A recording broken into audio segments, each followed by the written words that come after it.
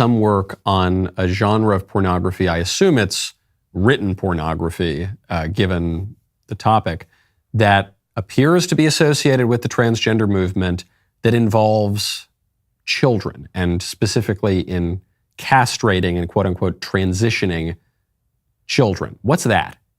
Okay, so please forgive me. This is a little difficult to talk about. So if I pause or, I did an investigation into the World Professional Association for Transgender Health.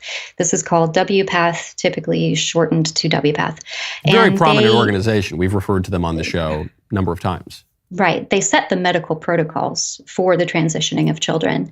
And in their most recent standards of care document, which is the SOC 8, they incorporated for the first time the concept of a unique gender identity. And within that chapter, the eunuch chapter, they specifically cited a website that hosts and produces fictional child pornography that specifically involves castrating and sexually abusing children to halt them in a childlike prepubertal state. And in some cases, some of these stories actually involved chemical castration, what we know of as puberty blockers, being specifically mentioned in these stories, and then doctors sexually abusing these children who had their puberty halted. And this story, it upsets me, as you can tell, but I mean, it's tremendously important and significant, I think, that a organization like WPATH not only cited this forum, but was working with members of the forum for over a decade. And I have had trouble, I've struggled to try to get this story out into the mainstream media because I think maybe it's so grotesque that people don't actually believe it, or they don't want to believe it, or I don't know, but it's pretty much out in the open. And the academics who are involved in that forum and partnered with WPATH, have written several academic papers involving these men and basically suggesting that written child pornography is a form of therapy for them.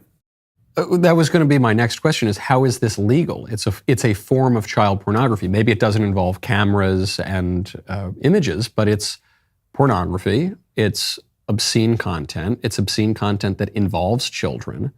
I guess I have so many layers of shock here, because on the one hand, you think, okay, this should be illegal. Isn't there some government body that should be clamping down on this? Two, WPATH is a very, very prominent transgender organization.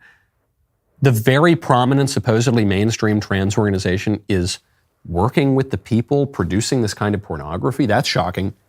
And then I guess the most shocking thing is that the kind of stuff being described as a sexual kink in this pornography, as you describe it, that is castrating children and pumping them full of puberty blockers and cross-sex hormones, that's now policy at the federal level. So the thing that's viewed as a dark, weird sexual desire in the darkest bowels of the internet, that's national policy. Yeah, it's horrifying. And within that forum, there's about 10,000 written stories. So this forum has operated since at least 1998, but actually prior to that, it was operating on Usenet, and sharing snuff pornography through that route as well.